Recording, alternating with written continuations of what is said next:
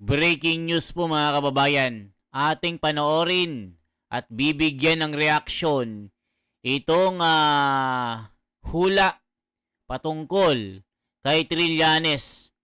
Nakakakilabot po ito na tila hindi magugustuhan ni Trililing. Nako po mga kababayan, kikilabutan po kayo dito. Panoorin po natin si Windra. Ito po ay sikat na manghuhula. Mas sikat pa kay Nostradamus, mga kababayan. Magre-react po tayo after the video. Itong si Trillanes, mga kababayan, isa po ito sa mga utak kung paano kinastigo at kidnapin itong si Tatay Digong sa ACC. Isa po ito sa mga naging tauhan ng mga ogagista. Bakit nakakulong ngayon si PRRD? So ngayon mga kababayan, panoorin po natin ang hulang ito. Bakit nakakakilabot? Ito po. Kung request mula po sa ating viewers, basahan ko daw po si Mr. Trillanes or kilala bilang Antonio Trillanes. Pinanganak August 6, 1971. Ako po. Ito ano ako nito parang alala ko siya yung Oku Mutiny, parang gano'n. Hindi ko man ho alam yun. Kinuwento ko na rin. Ibig sabihin naabot ko talaga siya, di ba? Ito po. Again and again, this is for entertainment use. At kung ano man pong mabasa ko rito sa tarot, ito po ay hindi ko siya kilala in person. Alam ko lang siya bilang, yun nga, si Antonio Trillanes. Tapos, napapanood ko siya pagdating sa mga debatihan. So ngayon, ito nga po, tiningnan ko pa po siya dito kung anong profile niya kasi hindi ko talaga siya kilala. So kung anong mabasa ko rito ay itapon ang pangit, yung maganda ang ating tangkilikin at nawa po'y wala. Tamaan ay wag magagalit. Ayan. Antonio Trillanes, ito po ay request ng mga tao. Pakita mo sa akin, tarot, kung ano nakikita mo kay Antonio Trillanes. Ang pagkatao ni Antonio Trillanes ay talagang makikita mo ang pagiging militar. Stricto, matapang, kaya lang dahil August siya, impulsive siya. Pag gusto niya. Pag gagawin niya. Pag mainit siya, mainit siya. Pag mabait siya, mabait siya. So, ganun po ang kanyang karakter. May isang plano na ginagawa si Ginoong Antonio Trillanes. Ayan po, yung plano. Ibig sabihin, pinagpaplanuhan pa lang, kaya baliktad. At bakit po sinabi ko sa inyo na ito ay tungkol sa kanyang buhay politika? Dahil po siya ay nagsiserve sa inang bayan. Ayan, nagsiserve siya sa inang bayan. Politician siya. So, ang iniisip niya ay isang plano. Na yung planong yun ay medyo matalas. Kasi may hawak siya na espada. Nang ibig sabihin, pinag-iisipan na hakbangin o plano para sa isang kalaban. May hawak siya isa. Yan. Kaya lang yung plano na ito, again and again po, itong plano pong ito ay hindi yata. Ito, yata. Kasi bakit po may yata? Kasi kung mapapansin nyo dito, pinagpaplanuhan niya ang isang sitwasyon o laban na gusto niya. Pero ang kanyang pinag-iisipang ilaban ay ang mga hawak niya. Ito, hawak. May hawak po siya. Ayan. Kumbaga sa ano yun, hawak niya. Hawak niya ng mga ebidensya daw. May daw kasi hindi ko naman alam kung ano ba yun. So, binabasa ko lang po ang tarot. Ito ay ebidensya na kanyang hinahakbang na iharap at ilaban. Subalit ayon po dito sa tarot na ito, ang ebidensya niya ay nanggaling sa makukulay.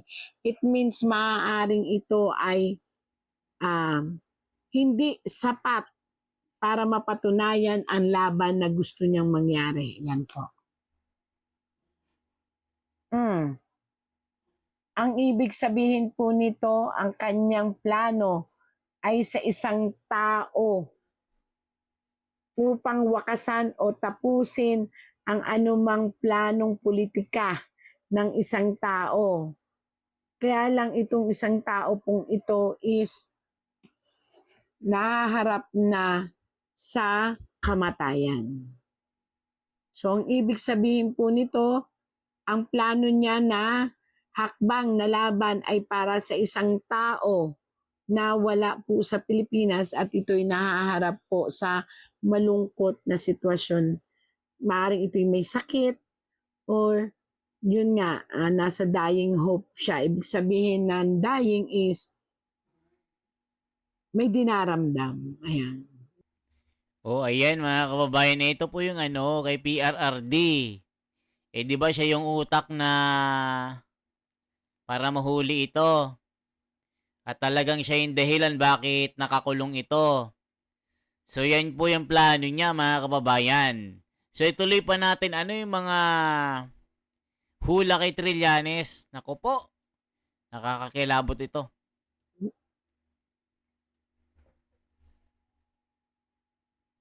At itong laban na ito ay para sa talagang ang galit ni ni Sir Trillanes, ni Ms. Antonio Trillanes ay sa dating Presidente Duterte. Yan, diniretso ko na po kayo. Ito po'y hula lang, pero ito po ang lumabas sa tarot. Talagang desidido siyang sirain ang pangalan or ilaban ang anumang hawak niya sa ating dating Presidente Duterte. Paano ko po nasabing Presidente? Nakita niyo po yan? Dati po siyang nakaupo at dati po siyang nanunungkulan. Kaya po siya nakabaliktad ay wala na po siya sa panunungkulan. At sino po ba ang nasa posisyon na malayo sa Pilipinas at nasa dying position? Ibig sabihin dying position ay may karamdaman. Ayan po. Pero sabi nga po dito sa tarot, ang mga hawak niya, yun ang hawak niya, sinasabi niya ebidensya, ay galing sa makukulay na mga bato-bato. Ibig sabihin bato, mga kwento-kwento, chismis, o kailangan niyang mapatunayan na ito'y totoo. Diba? Kitang-kita sa tarot ito bang mga kitang-kita po sa tarot yung mga sitwasyon na aking sinasabi sa inyo na naipapaliwanag naman po. Ayan. Kaya kung ano man po yung nabasa dyan, yun po ay ayon sa sinasabi sa akin ng tarot. Pero ang kalalabasan po ng lahat ng ipinaglalaban ng ating Antonio Trillanes ay sana po ay pakaisipin niyang mabuti. Kasi ayon po dito sa tarot, magbibigay ito sa kanya ng napakatinding kahihiyan. Di ko po alam kung bakit. Ayan o. Ayan. Bakit kahihiyan? May lumabas pong diablo. So mag-isip po muna kayo, sir. Kung ano to, wala po akong ibig iparating kundi ang sinasabi ng tarot na anuman ang balita, anuman ang hawak ninyo ay laging may madidikit na pangalan ng inyong mga kakalabanin na magkapatid. Ayan po, yung magkapatid, babae at lalaki. Yun po. Na katugma po siya, sumunod po siya dito. Yan. Magkapatid at isang dating presidente. Ang talagang pinag-aakbangan ninyong kalabanin at iparating kung ano yung gusto nyong iparating na hinanakit o galit sa kanila. Ayan. Laban ng politika po ito. Pero pag-isipan nyo pong mabuti kasi ayon po dito sa tarot, magbubugso ito sa inyo ng isang malaking kahihiyan. Ayan, kaya may demonyo po. Ayun. Sana naririnig nyo po ito para kung ano man po yun at sino man po yun na bugso ng damdamin nyo ay mapag-aralan yung mabuti bago kayo sumabak sa laban. Ayan. Kinakailangan po ang matinding pag-iisip at emosyon, paglalaban sa inyong emosyon at pag-iisip upang ang lahat ng inyong uumpisahan ay hindi po, kaya po nakabaliktad, ito po ay nangangahulugan ng isang failure o mapupunta lang sa isang kapahamakan sa side po ng pananalig at upuan nyo. Ibig sabihin, maaaring yung upuan nyo ay maapektuhan bilang isang mambabatas or politician. Kaya pakaingatan po. At mga hulugan ng pagbagsak ng inyong karir bilang isang politiko. Dahil ang taong bayan po, ayan po, ay maghahanap ng katotohanan sa mga hawak ninyong ilalabas. Yun yung lumabas dito kanina, na may hawak kayo na gusto nyo ilabas ng mga ebidensya. Pero, ito naman po, taong bayan na maghahanap ng katotohanan dito sa ilalabas nyo. Yan. Pinaliliwanag ko po lahat ha. So, Ayan po mga kababayan. So i-check po natin ano po ang mga komento ng taong bayan. Ito po, grabe, ang daming komento, mga kababayan ko. Ayan o, lahat ng pangit itapon sa kanya. Diablo level, good evening po. Galit siya kay PRRD at Pulong and Sara dahil gusto niyang gumanti pero di umubra. Nako po, mga kababayan ko. Lahat naman ng plano ni Trillanes ay palpak. Halaka, si Trililing laging bigo laban kay Sara Duterte at umamin na pag hindi sila kumilos ngayon ay malamang ay katapusan na nila dahil tuloy-tuloy na ang pag-angat ni Sara Duterte sa 2028 election. Nako, mga kababayan ko. Ang sinisira ni Trililing ay ang kanyang sariling karir. Walang maniniwala sa kanya.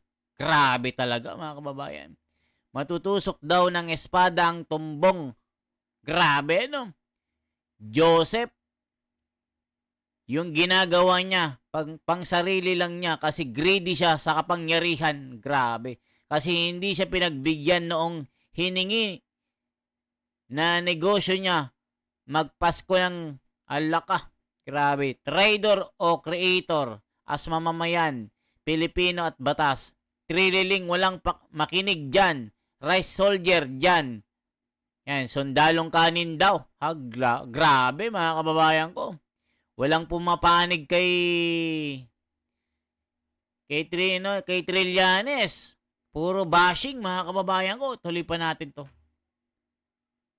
interpreter po ako ng tarot.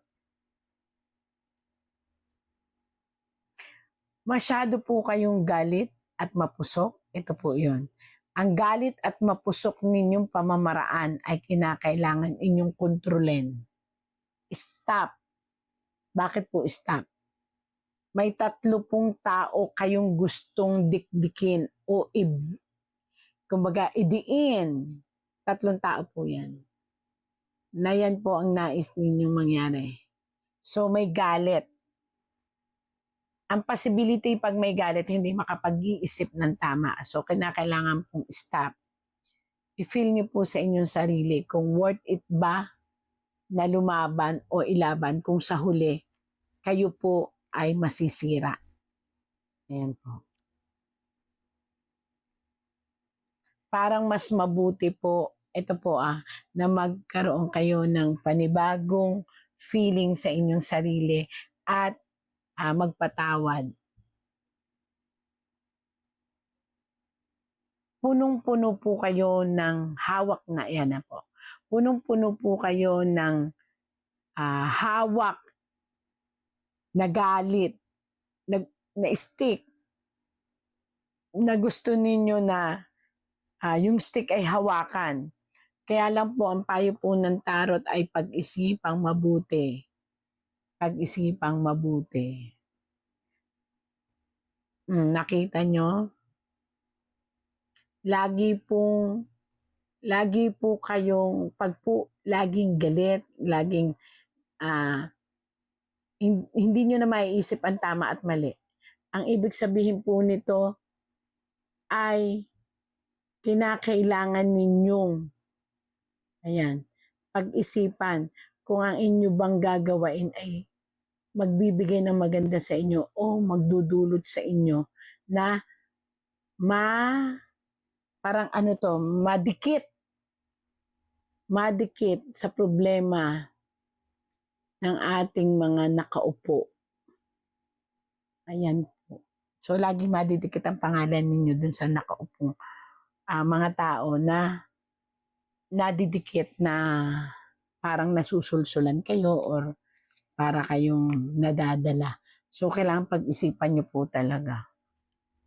Ayan, mga kababayan, nakita nyo po.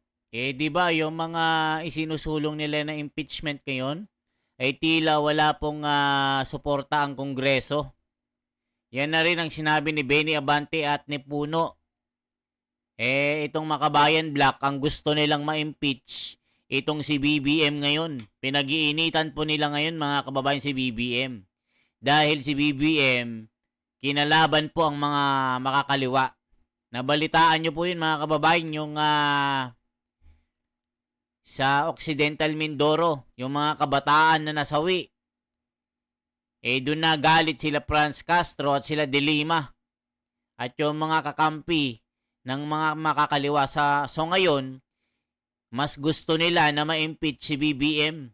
Yun po yung mga bali-balita kasi si De Lima sumabog na din, mga kababayan. Binakbakan na rin si BBM ngayon. So itong impeachment laban kay Sara, gaya ng mga sinasabi nila si Madriaga, yung magiging bago nilang ebidensya na kung ano-ano, pero hindi ka panipaniwala, pati itong isang pare na tumitira ng pulburon, hindi rin credible, kaya puro bigo. Kaya sabi ni Trillanes, kung hindi tayo kikilos, ito na ang ating katapusan. So pati hula, mga kababayan, ay tila bistado na hindi sila magtatagumpay sa kanilang gagawin para mawala ang mga Duterte. Kaya itong mangyayaring ito, pag si Sara Duterte ay panalo sa pagkapresidente, malamang makauwi na si Tatay Digong at muli nating masisilayan. Okay po? At kung umabot ka sa bidyong ito, i-comment mo kung saan ka nanonood, marereplyan kita at ma-shoutout kita. Mabuhay po! For transparency, for a better democracy. Salamat po sa inyong suporta. Mabuhay.